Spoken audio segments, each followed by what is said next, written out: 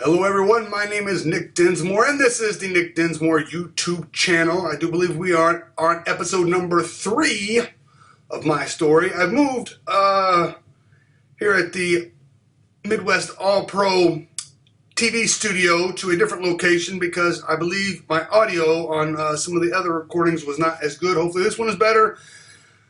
Here we go. Where we left off.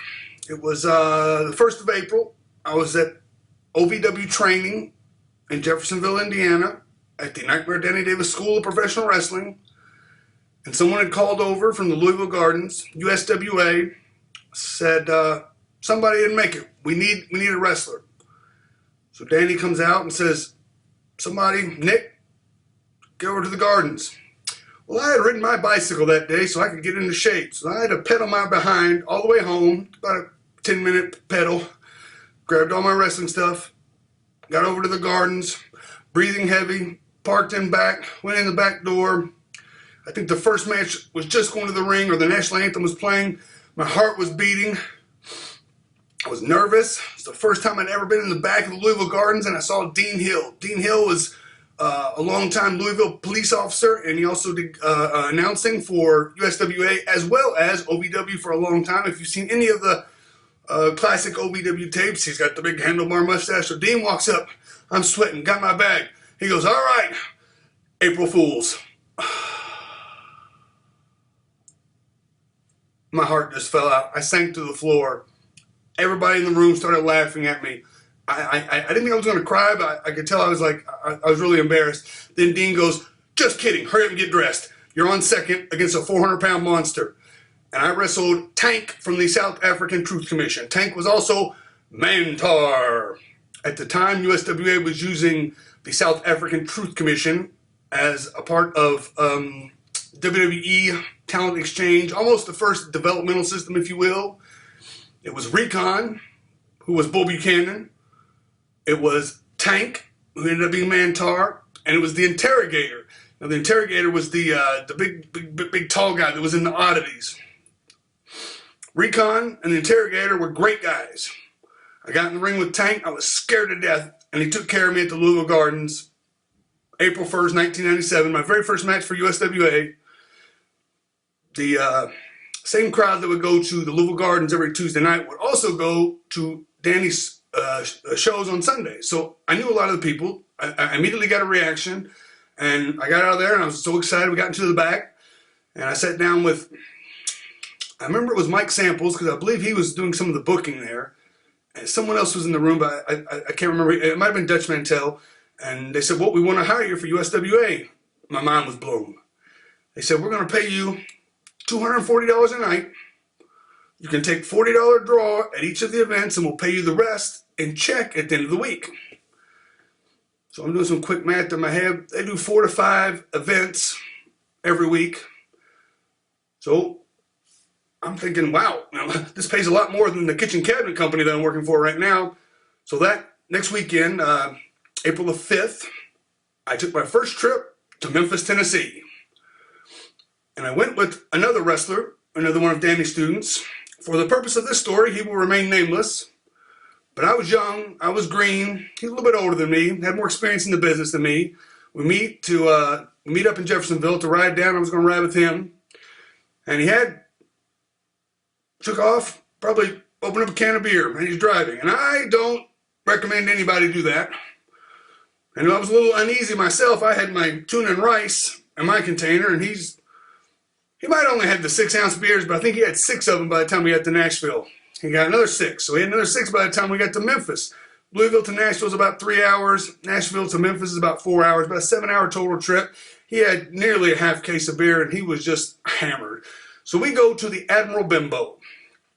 I only stayed there once. It was a hotel, I believe it was in downtown Memphis, and I think a lot of the wrestlers stayed there. But again, I was 19 years old. I was not naive, but inexperienced. And this is the first time that I'd ever seen live prostitutes, crack dealers, homeless. I think the Admiral Bimbo was $17 a night. I remember we walk into the room. On the lamp is a pair of used women's underwear. In the bathroom, The light for the bathroom was like a lamp you would put on a desk. And there was a cord that was frayed, so the wires were showing, leading out of the room to be plugged in. Probably by far the worst hotel that I'd ever been in my entire life. And the guy that drove me down says, "Let's go to the casino." And I thought, there's no way I'm getting in the car with you. I said, I'm tired. I'm just going to go to sleep. So he proceeds to leave. I didn't sleep a wink that night. The Admiral Bimbo, I think, was within walking distance of the Channel 5 studio, so I knew I could get to TV the next morning. And there I sat on the bed. I didn't sleep on the cover. Pulled the sheets back, checked for the bed bugs. The first thing you do when you check into a hotel, pull the sheets back, check for bed bugs. And about 7:30 in the morning, my buddy rolls back in. Said it took him 2 hours to find his car at the casino when he left because he forgot where he parked. So we go to TV. I believe, if I remember, TV started at 9 or 10 in the morning.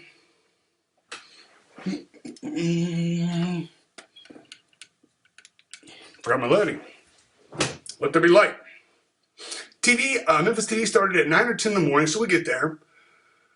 And there, I wrestled the South African Truth Commission again. This match was Recon and the Interrogator, I believe. And my partner was Larry Valentine. And we were just generic job baby faces. But that TV was seen all over Memphis. That TV was seen in Louisville. Friends that I went to high school with saw that TV. So after that happened, that was a big change in my career. All of a sudden I was on TV. People that knew me saw me on TV. And it's like, wow, you know, you get your butt kicked, but you're on Memphis Wrestling.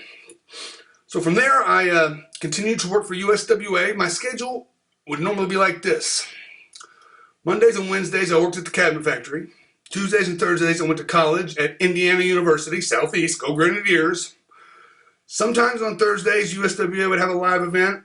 Otherwise, we would leave on Friday, but it could be Thursday night, Friday night, Saturday morning TV, Sunday night, live event, and then get home Saturday morning TV, Saturday night was Nashville. Get home Sunday, because I still did OVW in Jeffersonville for Danny on Sundays. And the deal Danny said was, yeah, go work for him, get as much experience as you can, but I need you here every Sunday. Perfect. So on TV, for the USWA over the next couple weeks, I had a lot of exciting singles matches. Nick Dinsmore against Doomsday, who turned out to be Kane. Nick Dinsmore against Billy Joe Travis, who was a longtime legend wrestler in the Memphis area. Billy Joe was awesome. I wrestled Mike Samples one time on TV, and I remember he wants to do the Ray Stevens, Ric Flair, Shawn Michaels in the corner upside down. But I think when he went in head first, he slipped through the ropes and his head caught the metal turnbuckle and just ripped him open.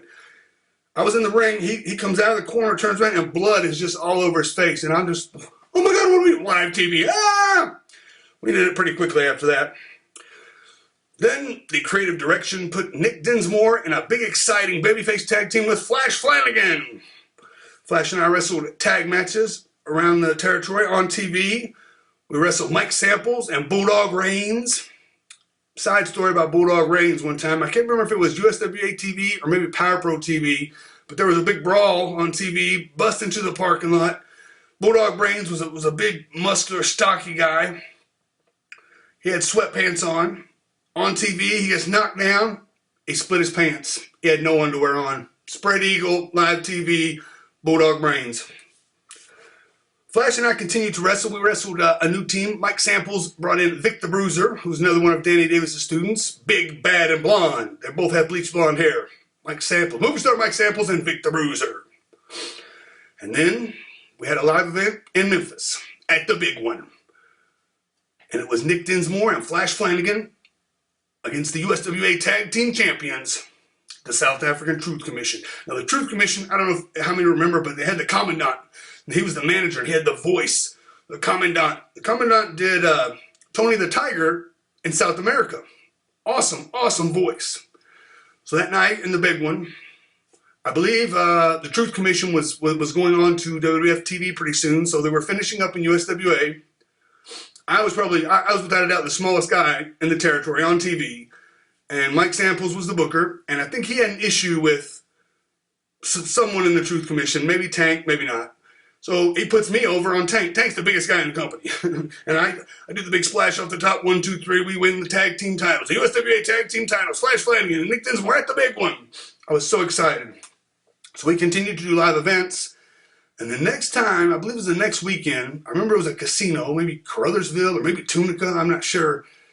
Flash and I against South African Truth Commission Tank, and I believe it was Recon. Recon was Bull Buchanan. Bull was awesome. Tank decided to beat me up. I was probably 198 pounds. He was over 400 pounds. I was maybe 19 or 20 years old. And he just beat the bejesus out of me. And not in a working way. He was out to injure me. I remember at the end, he threw me to the floor, slams me on the concrete. Okay, whatever. Then he drops an elbow, 400 pounds on me, on the concrete. I thought he broke my ribs. I was rolling and selling. I was in the front row almost. I was at the feet of the people in the front row, and he drops another elbow on my side. I thought my back exploded. We were scheduled to wrestle them again the next night, and I was so scared. I nearly quit the wrestling business right then and there. I didn't know what to do. I was petrified. I was scared. And we get to the event, and the South African Truth Commission drove the wrong way, took a wrong turn. They showed up late, and my match was rescheduled, and I wrestled the fake Diesel. That's right, Eugene against the fake Diesel. And it was an outdoor event, and I remember he threw me in the mud because it was outdoors and it was raining and it was wet. But I didn't care. I was so high. I'd rather be in the mud than have Tank squash me and beat me up. So, 1997, Mantar beat me up. I saw him again years later. I don't think he knew who I was. He kayfabed me. I don't know. But anyway, while I was in USWA, I also wrestled the fake Razor Ramon at the Louisville Gardens one night. He was a good dude, nice guy. So, I ain't one to gossip, so you didn't hear this from me, but at one point, we'd be in the car, I'd ride with Flash or with Mike Samples, or both Flash and I would ride with Mike. And I remember it was hot, it was during the summer, and Mike had leather seats, but he never turned the air conditioning on. So you're just sweating. And then he'd have the radio on, but he'd put it on scan. So it would just scan, but then he'd turn it way down, so it would scan for 7 hours. And he's just talking, putting himself over, blah, blah, blah, blah, blah. And I remember on one trip, I was going to buy a pair of boots. I think Danny Davis had a pair of boots. They weren't his because he had little feet, but or he knew someone that could get me a pair of boots. And Mike said something to the effect of, well, make sure that Danny charges you this amount and he doesn't overcharge you. You can't trust Danny Davis. And right there I was like, flags went up. I've always been able to detect people that are insincere or that are liars or people that I can't trust. I've just always been able to smell them out. And right then and there, I thought, Mike Samples is not a trustworthy guy. Because who's going to tell that to somebody's trainee? You know what I mean? But regardless, we get to Memphis. And there was an issue between Flash and Mike on this particular weekend. I don't know what it was. Flash wrote on his own.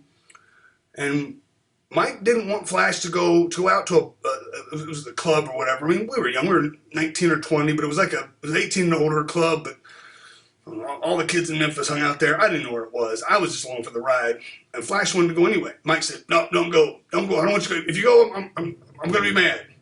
So Flash went anyway. I went with him. Mike Samples and the Larry Burton is another name from USWA. We're there at the club in the parking lot. And I remember Mike goes, you both, the fee is hired. And I'm like, I've just been here for a couple of weeks. How am I getting fired? I just come to it.